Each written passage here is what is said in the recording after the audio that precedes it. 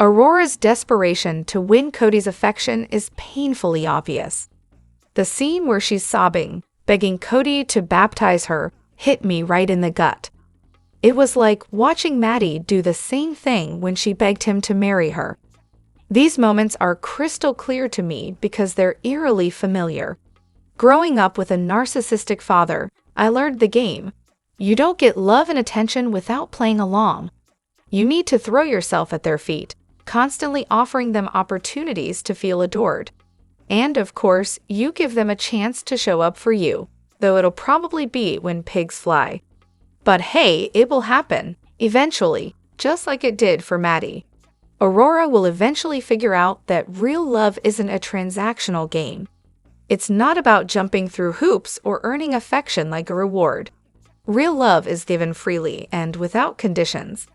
You shouldn't have to play some manipulative game to get someone's love, and I really hope she realizes that sooner rather than later. Now, I know Robyn+Kids take a lot of heat, but let's be real, they've been taught to bend over backward for Kody. They've been conditioned to flatter the narcissist to earn his favor. I just hope one day they wake up and realize it was never supposed to be this hard. Maybe they'll choose a different path, but who am I kidding? I just hope they realize it before it's too late, before they repeat the same mistakes in their own marriages. Watching that staged baptism scene was heartbreaking, especially for his other kids. How do they feel watching Kody put on this ridiculous performance? Or how about him taking Robyn's adult daughter to get her ears pierced while his own son, his minor son, has to travel across the country for spine surgery alone? It's almost impressive how utterly clueless Kody is. Zero self-awareness. How anyone can stay married to this guy for so long is beyond me. And don't even get me started on Kody fawning over Aurora and Meri like they're the only daughters he can be proud of. Garrison's story is all the proof you need of Kody's toxic, ego-driven behavior. Garrison wanted nothing more than approval from his dad. He gets the car he's always dreamed of, and Kody's response? It's a stupid choice, as if Garrison's just destined to wreck it. Then Garrison works his ass off, saves up, and buys a home, on his own, in his early 20s. But does Kody show up to see it?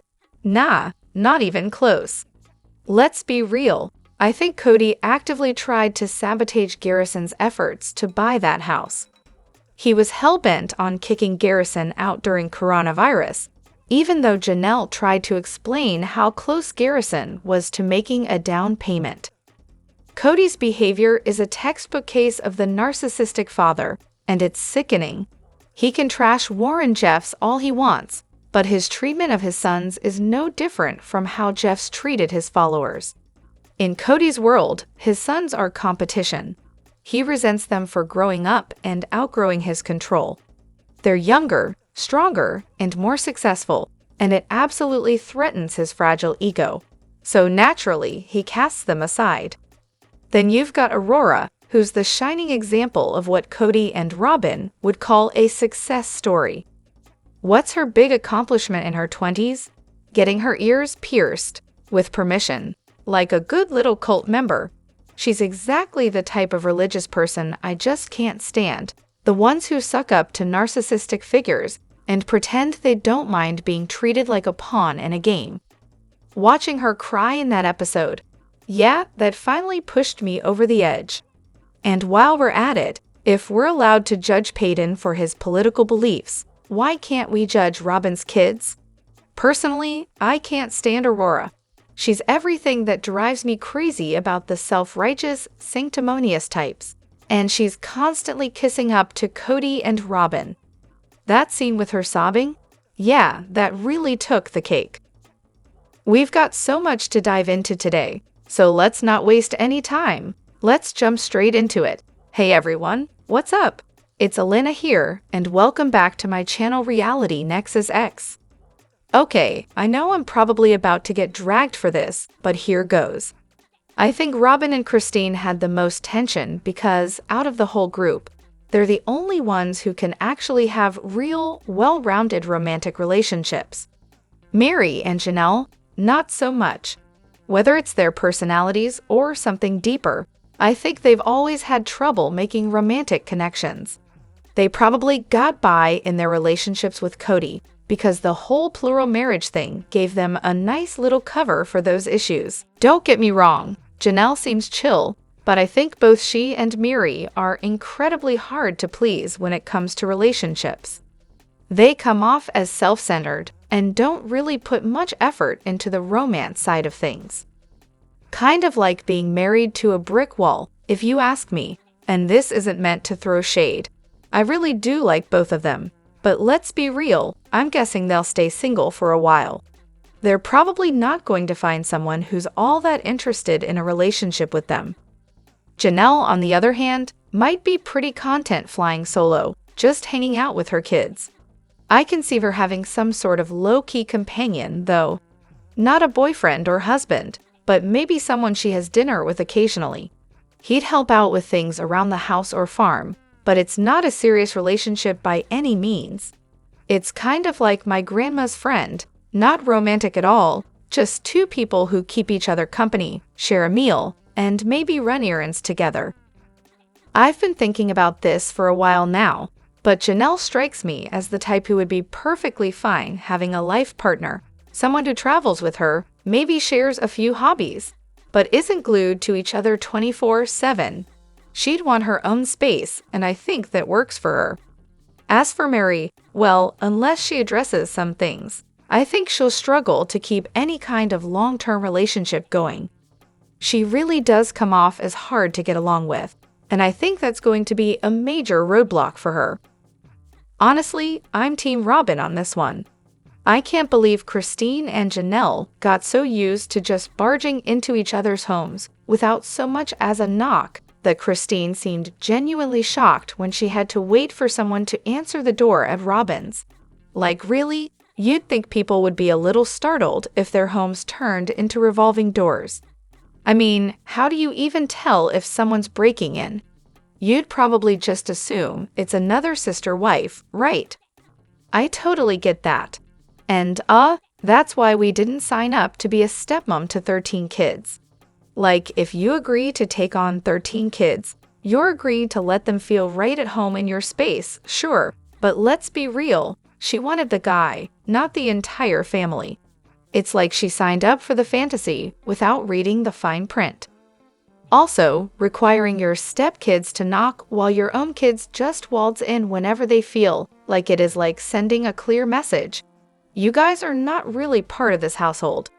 It's almost like a please don't make yourself too comfortable vibe.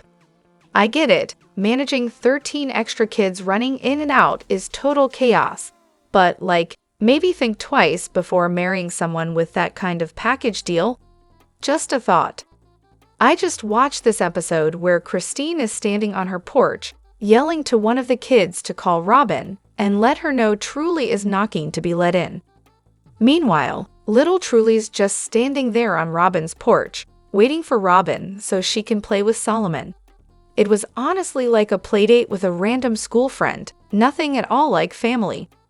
Seriously, I'd be livid if I had to stop cooking to let the kids in, especially when Robyn's supposed to be the other mom and Solomon's Truly's brother.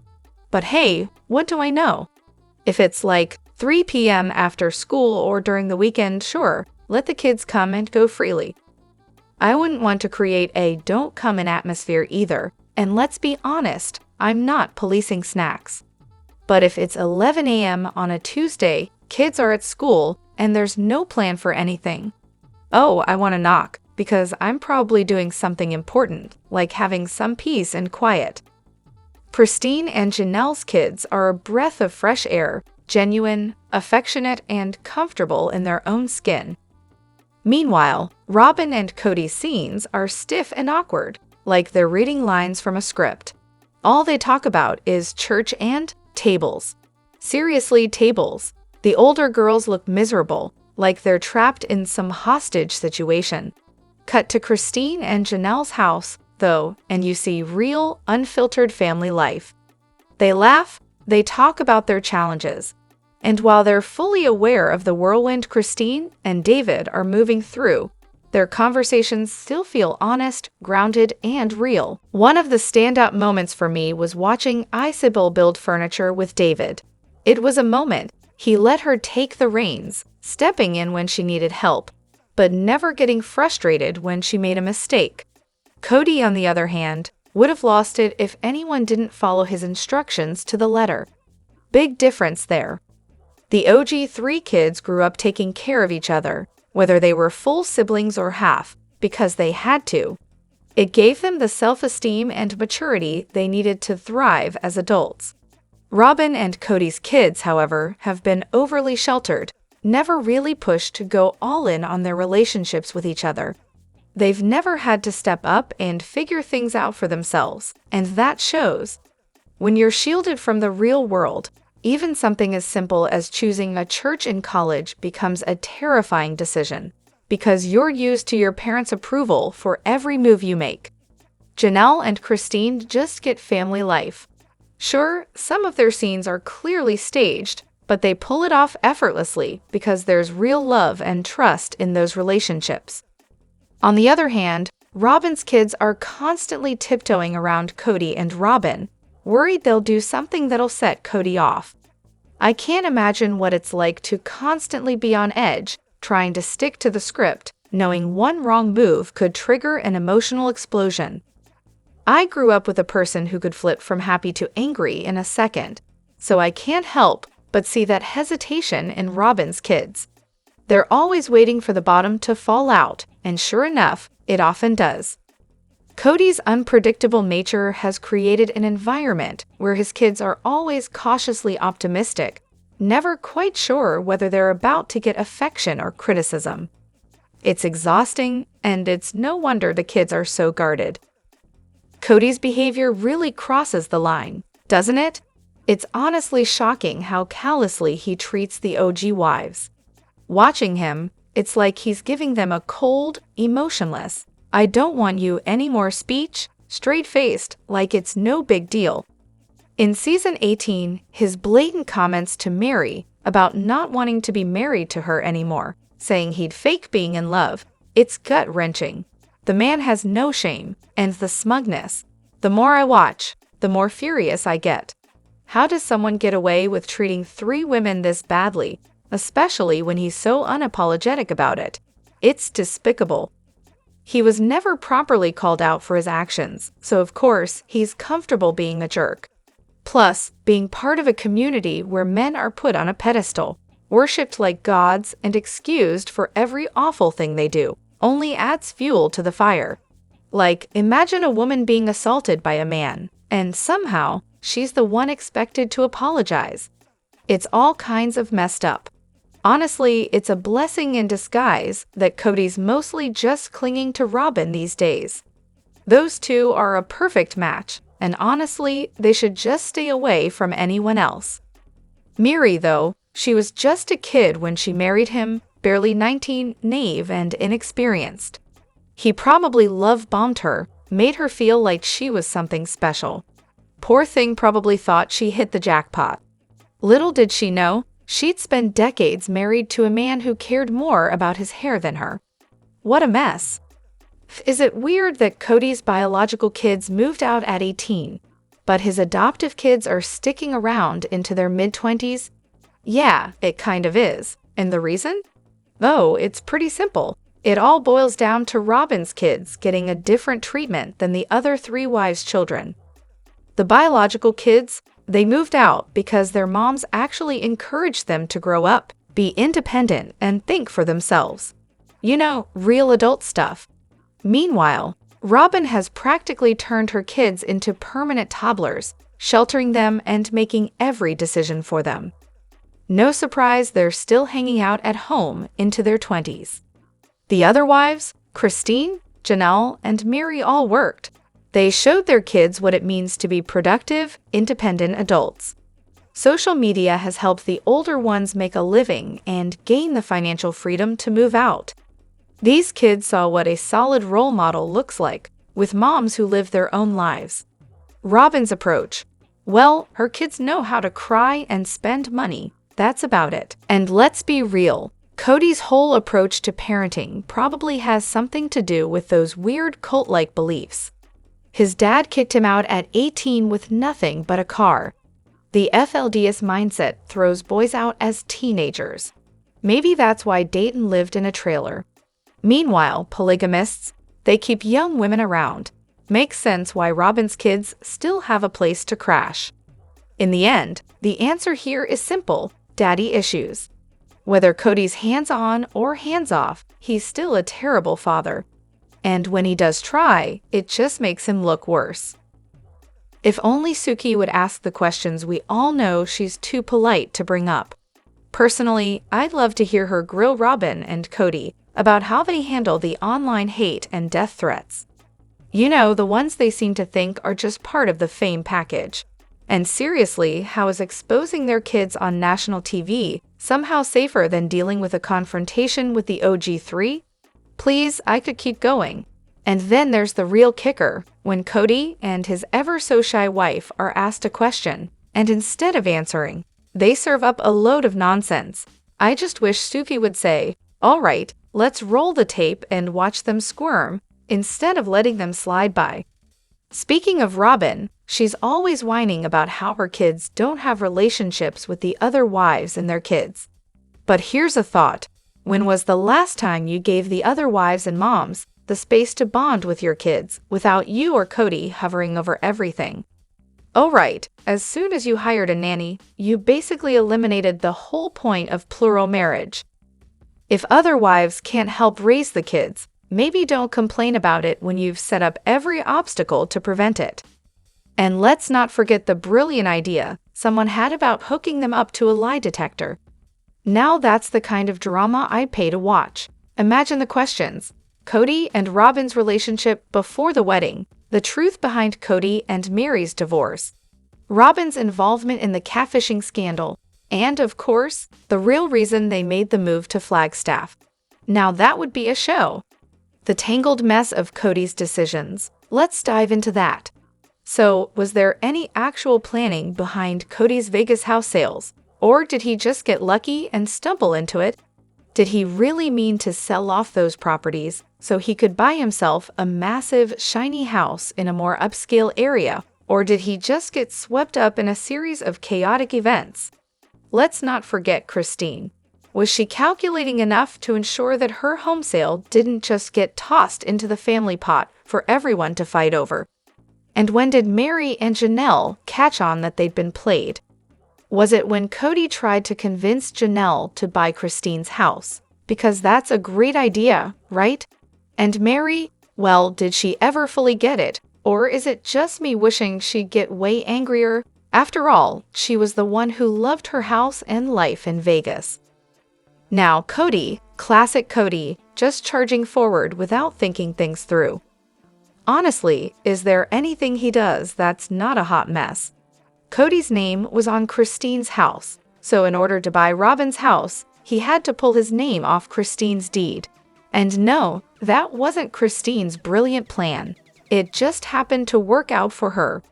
Kody, ever the visionary, gave up on building because, surprise, surprise, he and his wives were living in a house they couldn't even replicate on Coyote Pass. The cost was way too high for them to afford. So what did Kody do? He encouraged Janelle to buy because they were never, ever going to build on Coyote Pass. Was Janelle getting it? Probably not. And Meri? Honestly, Kody never even seemed to understand why she was in Flagstaff in the first place. But hey, great question. It really does feel like each of them had their aha moments separately. Christine, for instance, lost any hope of a united family when she traded in her Vegas home for something more practical in Flagstaff. Meri and Janelle, on the other hand, took a bit longer to catch up on the reality that they'd been completely taken for a ride. I'm with you. Kody wasn't just lucky in all of this. I honestly think he was setting things up to take as much as he could from all three of them. The whole mess with the Coyote Pass property names and deeds? Absolutely intentional, not some afterthought or oversight. Really? Never had a crib? Well, has anyone else come across any old photos of Robyn and her 3 kids from when they were little? You know, just to see if there's a crib lurking in the background somewhere? I asked because in one of the earlier episodes, when she was picking out baby furniture for Solomon, she casually dropped the bombshell that she never, ever had a crib for any of her kids. And honestly, I'm struggling to believe that. Has anyone seen anything that might prove this claim is, not exactly accurate? But then again, they co-slept, so maybe it's true. I mean, she bed-shared, right? So maybe she never had a crib because she never actually used one. A lot of parents go the bassinet route first and then switch to a crib later when the baby's bigger. She could have bought a bassinet, started co-sleeping, and just skipped the crib entirely. Kids probably didn't leave her bed until they were old enough to move into their own, so why bother with a crib? Still, it feels like she's kind of misrepresenting the truth here, don't you think? Kody always knew the divorces were coming. It was just a matter of time. In fact, he had it all planned out from the moment they moved to Flagstaff. He just needed a little extra time to mingle, shift things around, and make sure the family's money trail wasn't too obvious. You know, a little financial sleight of hand. But here's the real kicker, Kody and Robyn. They were in on this from the start. Robyn's master plan involved cozying up to Meri, playing the sweet, supportive sister wife until Meri was ready to hand over the legal marriage. Once that was done, Meri was useless. Cue the ghosting. But Robyn wasn't about to completely cut ties. She still wanted all the perks Meri brought to the table. So yeah, Kody and Robyn. Total greedy asshats. Honestly, I wouldn't be surprised if Robyn's kids eventually figure it all out and disown her for good. Wouldn't it be the ultimate poetic justice if they ran straight to Janelle and Christine's side? That, my friends, would be Robyn's real nightmare. Let me know what you think in the comments. Don't forget to hit that like button and subscribe to my channel. I'll see you in the next video. Take care and much love to you all.